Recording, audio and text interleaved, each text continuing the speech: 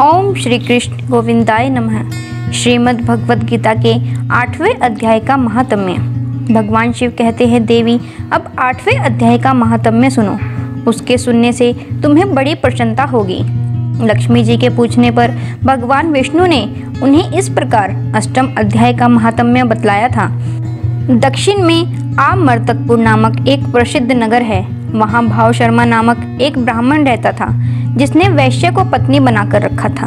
वह मांस खाता, मदिरा पीता, श्रेष्ठ पुरुषों का धन चुराता, पराई स्त्री से व्याभिचार करता और शिकार खेलने में दिलचस्पी रखता था। वह बड़े भयानक स्वभाव का था और मन में बड़े बड़े हौसले रखता था। एक दिन मदिरा पीने वालों का समाज जुटा था। उसमें भाव शर्मा ने भरपेट ताड़ी पी, खूब गले तक उसे चढ़ाया। अतः अजीर्ण से अत्यंत पीड़ित होकर वह पापात्मा कालवश मर गया और बहुत बड़ा ताड़ का वृक्ष हुआ। उसकी घनी और ठंडी छाया का आश्रय लेकर ब्रह्मा राक्षस भाव को प्राप्त हुए कोई पति पत्नी वहां रहा करते थे। उनके पूर्व जन्म की घटना इस प्रकार है।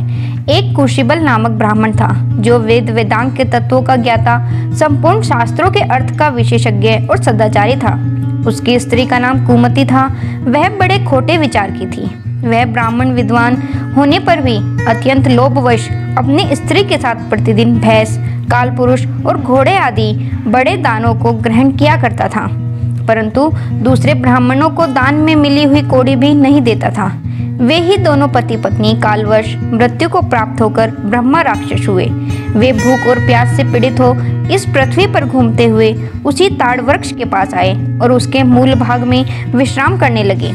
इसके बाद पत्नी ने पति से पूछा, नाथ, हम लोगों का यह महान दुख कैसे दूर होगा तथा इस ब्रह्मा राक्षस योनि से किस प्रकार हम दोनों की मुक्ति होगी? तब उस ब्राह्मण ने कहा, ब्रह्मा विद्या के उपदेश, अध्यात्म तत्व के विचार और कर्म विधि के ज्ञान बिना किस प्रकार संकट से छुटकारा मिल सकता है? यह सुनकर पत्नी ने पूछा कि तद ब्रह्मा किम ध्यात्म किम कर्म पुरुषोत्तम।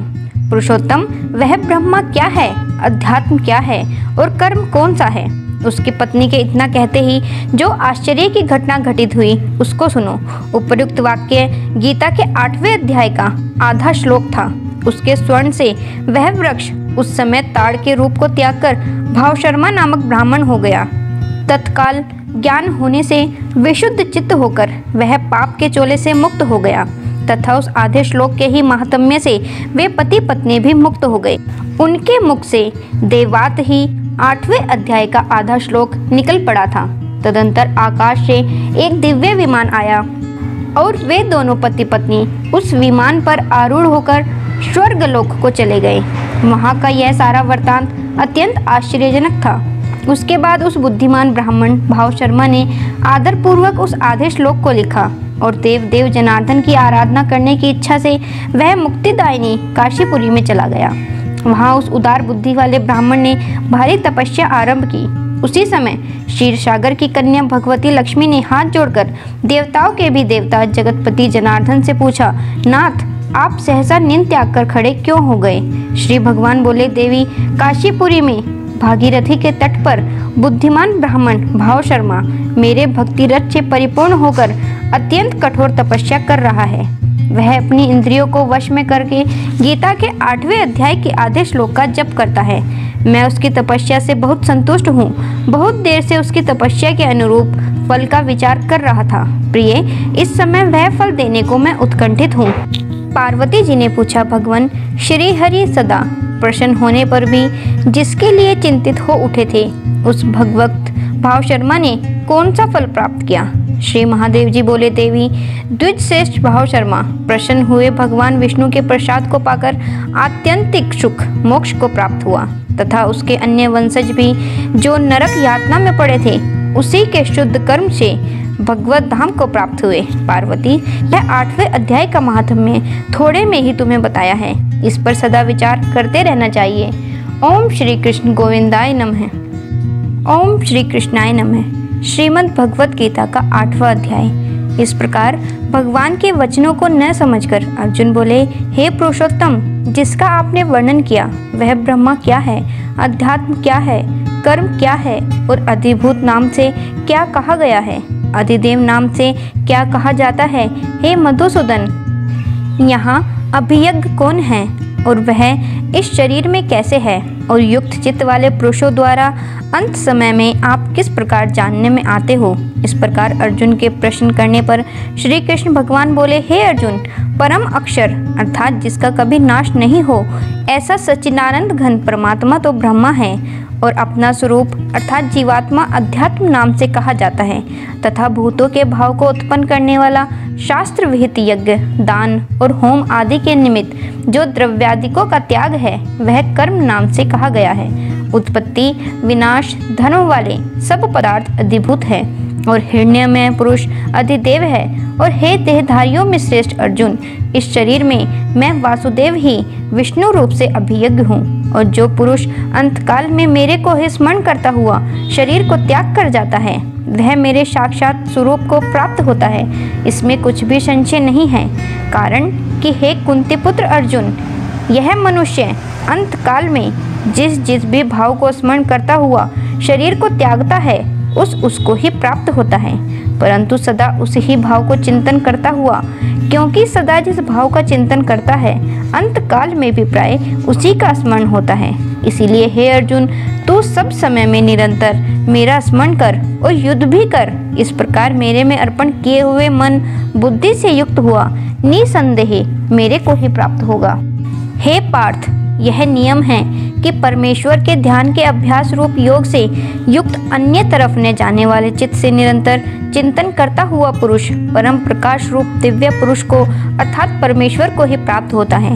इससे जो पुरुष सर्वज्ञ अनादि सबके नियंता सूक्ष्म से भी अति सूक्ष्म सबके धारण पोषण करने वाले अचिंत्य स्वरूप सूर्य के सदृश नित्य चेतन प्रकाश रूप अविद्या से अति परे शुद्ध सच्चिदानंद घन परमात्मा को स्मरण करता है, वह भक्ति युक्त पुरुष अंतकाल में भी योग बल से भ्रुकुटी के मध्य में प्राण को अच्छी प्रकार स्थापन करके फिर निश्चल मन से स्मरण करता हुआ उस दिव्य स्वरूप परम पुरुष परमात्मा को ही प्राप्त होता है।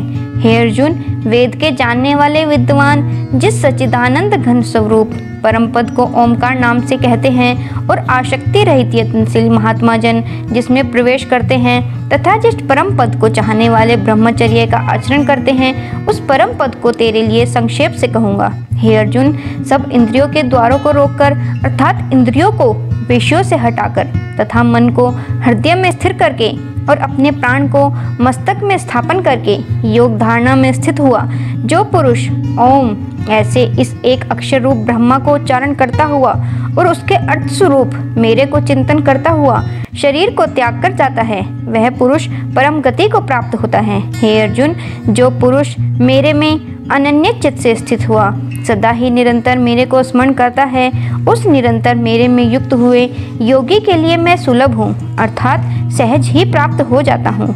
वे परम सिद्धि को प्राप्त हुए महात्मा जन मेरे को प्राप्त होकर दुख के स्थान रूप शंख भंकुर पुनर्जन्म को नहीं प्राप्त होते हैं, क्योंकि हे अर्जुन, ब्रह्मा लोक से लेकर सब लोग पुनरावर्ती स्वभाव वाले अर्थात जिनको प्राप्त होकर पीछा संसार में आना पड़े ऐसे हैं, परंतु हे कुंती पुत्र, मेरे को प्राप्त होकर उसका पुनर्जन्म नहीं होता है, क्योंकि मैं कालातीत हूँ और यह सब ब्रह्मादिकों के लोक काल करके अवधि वाले होने से अनित्य है।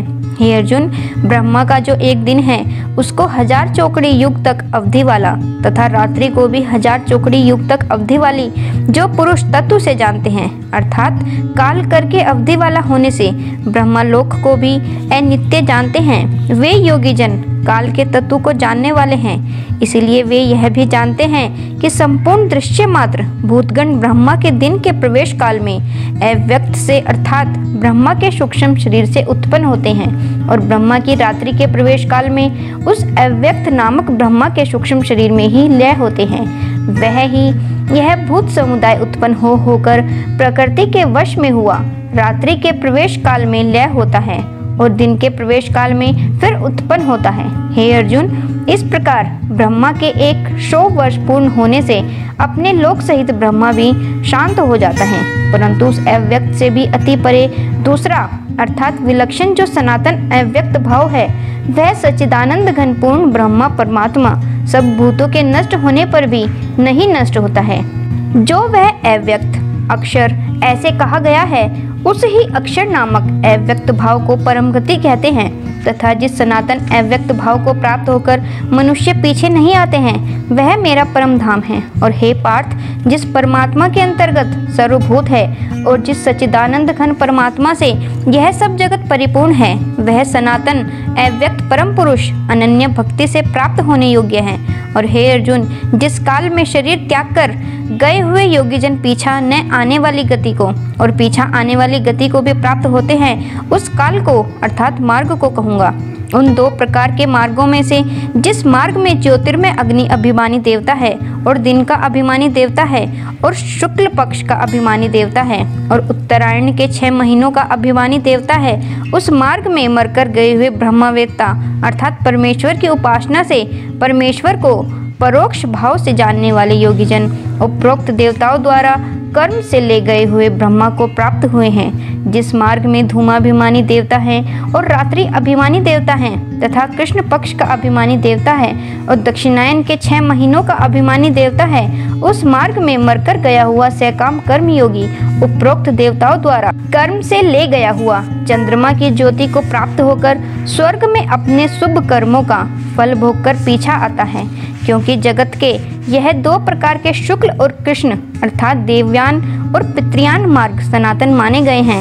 इनमें एक के द्वारा गया हुआ पीछा न आने वाली परम गति को प्राप्त होता है और दूसरे द्वारा गया हुआ पीछा आता है अर्थात जन्म मृत्यु को प्राप्त होता है। हे पार्थ, इस प्रकार इन दोनों मार्गों को तत्व से जानता हुआ कोई भी योगी मोहित नहीं होता है अर्थात फिर वह निष्काम भाव से ही साधन करता है, कामनाओं में नहीं फंसता। इस कारण हे अर्जुन, तू सब काल में समत्व बुद्धि रूप योग से युक्त हो अर्थात निरंतर मेरी प्राप्ति के लिए साधन करने वाला हो।